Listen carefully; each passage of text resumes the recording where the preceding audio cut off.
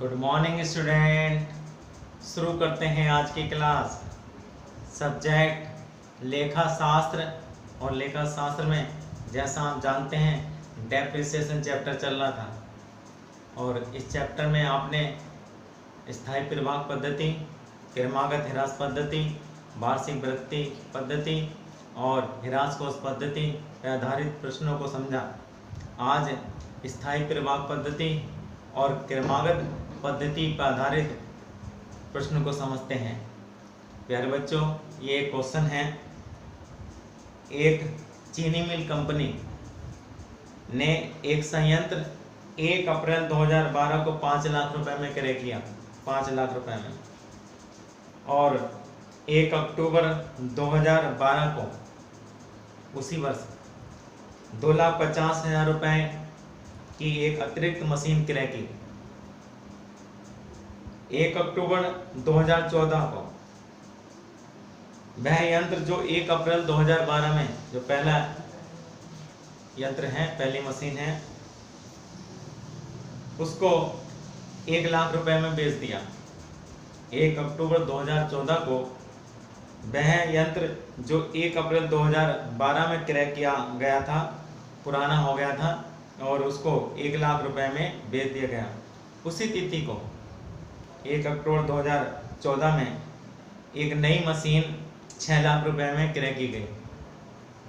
Company संयंत्र की मूल लागत स्थायी प्रभाग पद्धति पर 10% प्रति वर्ष ह्रास काटती है। 2014-15 में कंपनी ने ह्रास लगाने की विधि में परिवर्तन कर दिया है और 15% प्रति वर्ष क्रमागत ह्रास काटने की विधि को अपना लिया है।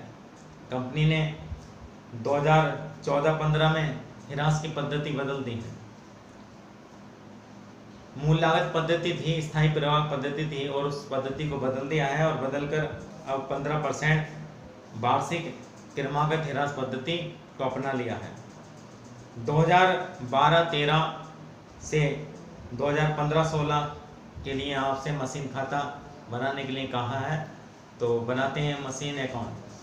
तो सबसे पहले आप 2012-13 के लिए मशीन अकाउंट बनाएंगे, और 1 अप्रैल को मशीन खरीदी है। जब भी मशीन खरीदी जाती है तो एंट्री होती है मशीन अकाउंट या टू कैश, तो टू कैश लिख देंगे। 1 अप्रैल को 5 लाख रुपए, और इसी वर्ष अक्टूबर में खरीदी है, अक्टूबर 2012 में टू कैश 2,50,000। अब इस पर डेप्रिसिएशन काटेंगे, और डेप्रिसिएशन काटने की एंट्री होती है डेप्रिसिएशन अकाउंट या टू मशीनरी। तो बाई डेप्रिसिएशन लिख देंगे आप 31 मार्च को। फर्स्ट मशीन पर 5 लाख की परचेज की थी, और 10% डेप्रिसिएशन है। 5 लाख का 10% निकाल देंगे, 50,000 हो गया। मूल लागत पद्धति है। और सेकंड मशीन 2,50,000 की, लेकिन अक्टूबर में खरीदी थी, तो 1 अक्टूबर 2012 से 31 मार्च 2013 तक ये 6 महीने बैठते हैं, तो 6 महीने का इस पर डेप्रिसिएशन चार्ज किया जाएगा। 2,50,000 गुणा 10/100 गुणा 6/12, 12,500 रुपए। इस प्रकार ये इस वर्ष का डेप्रिसिएशन दोनों मशीनों का हो जाएगा 62,500 रुपए। और उसके बाद आप बैलेंस निकाल देंगे 31 मार्च को by balance CD। First machine का थी 5 लाख की, 5 लाख में 50,000 का डेप्रिसिएशन इस पे कट चुका है, 4,50,000 की बची। और सेकंड मशीन 2,50,000 की है, इस पर 12,500 का डेप्रिसिएशन कट चुका है, और 12,500 2,50,000 में घटा देंगे तो 2,37,500। इस प्रकार दोनों मशीनों का जो बैलेंस आ जाएगा वो 6,87,500 रुपये आ जाएगा। टोटल कर देंगे 7,50,000, ये टोटल हो गया। और उसके बाद अब बनाते हैं 2013-14 के लिए मशीनरी अकाउंट। तो सबसे पहले 1 अप्रैल को जो बैलेंस है आपका बैलेंस लिखेंगे, to balance BD। First machine का 4,50,000 है, सेकंड का 2,37,500 है, और ये बैलेंस दोनों मशीनों का 6,87,500 रुपये है। और इस वर्ष कुछ नहीं हुआ है, 31 मार्च को डेप्रिसिएशन आप काटेंगे, और फर्स्ट मशीन का डेप्रिसिएशन 5 लाख का 10% 50,000। अब यहाँ सेकंड मशीन 2,50,000 पर पूरे साल का डेप्रिसिएशन कटेगा, क्योंकि ये अभी स्थायी प्रभाव पद्धति है, मूल लागत पद्धति है, तो मूल लागत पद्धति में स्थायी प्रभाव पद्धति में मूल लागत पर डेप्रिसिएशन काटा जाता है। तो 2,50,000 का 10% पूरे साल का डेप्रिसिएशन ये इस वर्ष कटेगा इस पर, और ये 25,000 का डेप्रिसिएशन हो गया।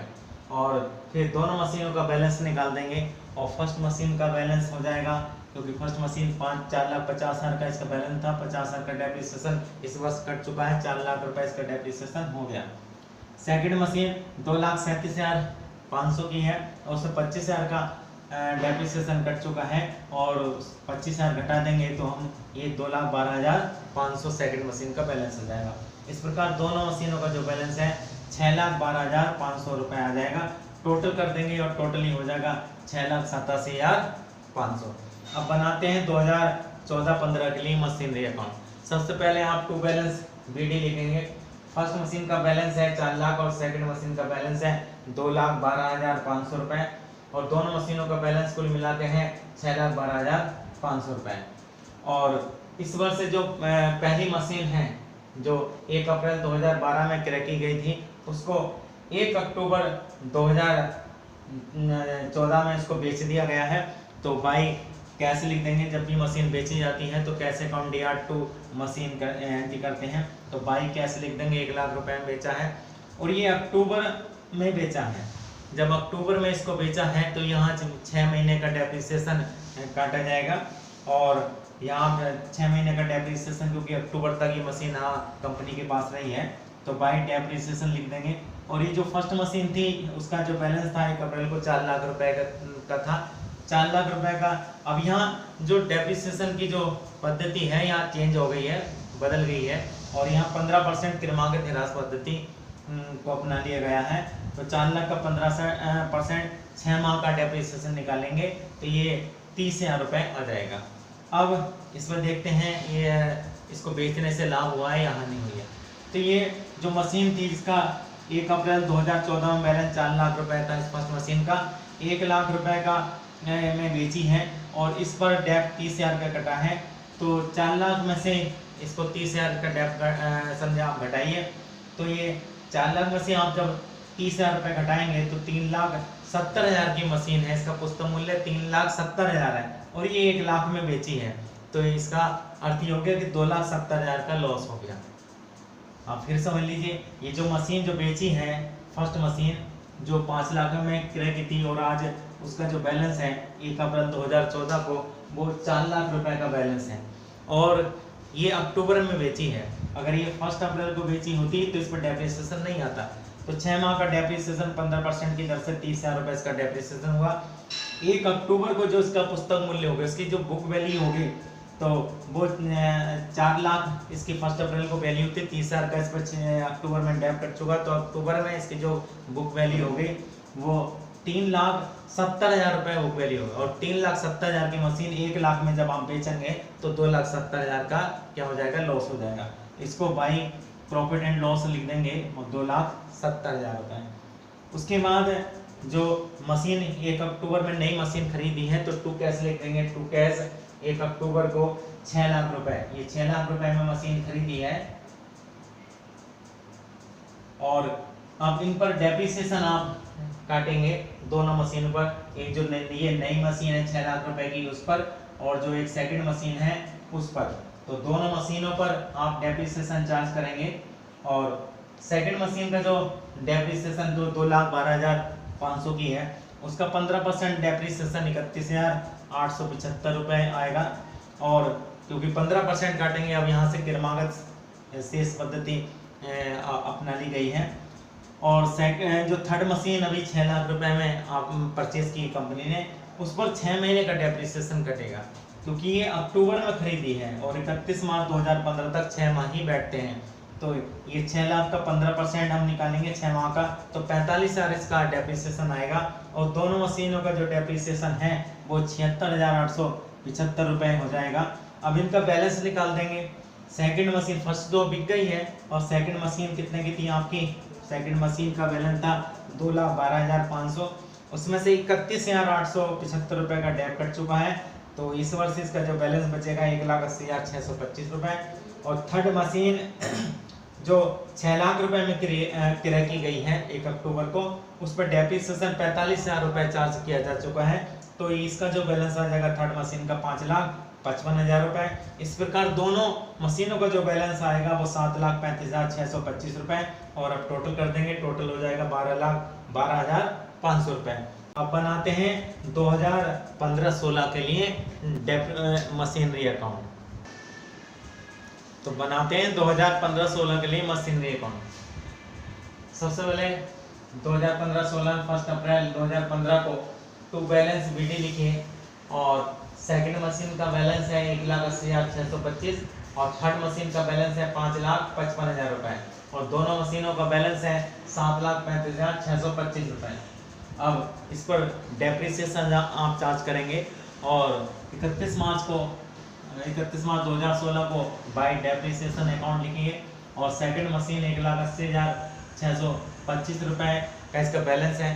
क्योंकि यहाँ से क्रमागत ह्रास पद्धति 2014-15 से चेंज हो गई है, तो यहाँ बैलेंस पर, क्योंकि क्रमागत ह्रास पद्धति में जो डेप्रिसिएशन काटा जाता है वो बैलेंस पे काटा जाता है, जो प्रारंभिक शेष है उस पर डेप्रिसिएशन काटा जाता है। तो यहाँ सेकंड मशीन का 1 अप्रैल 2015 में जो बैलेंस था 1,80,625 रुपए था और उस पर 15% का डेप्रिसिएशन हो गया 27,094 रुपए।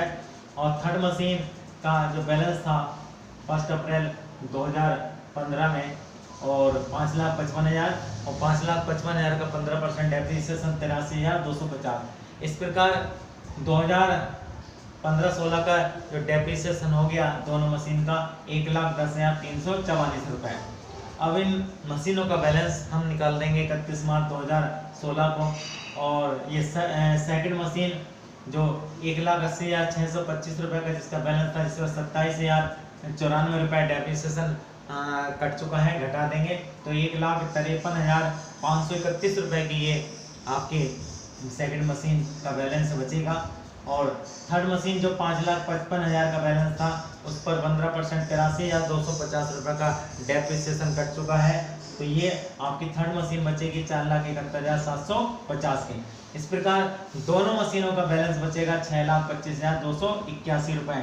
अब टोटल कर देंगे 7,35,625 रुपए, दोनों तरफ का टोटल ये बराबर आ जाएगा। तो प्यारे बच्चों, इस प्रकार ये दोनों पद्धति पे आधारित क्वेश्चन कंप्लीट हो गया और उम्मीद करते हैं सभी के समझ में क्वेश्चन अच्छी तरह से आ गया होगा।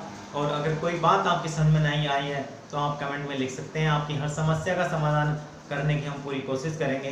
धन्यवाद।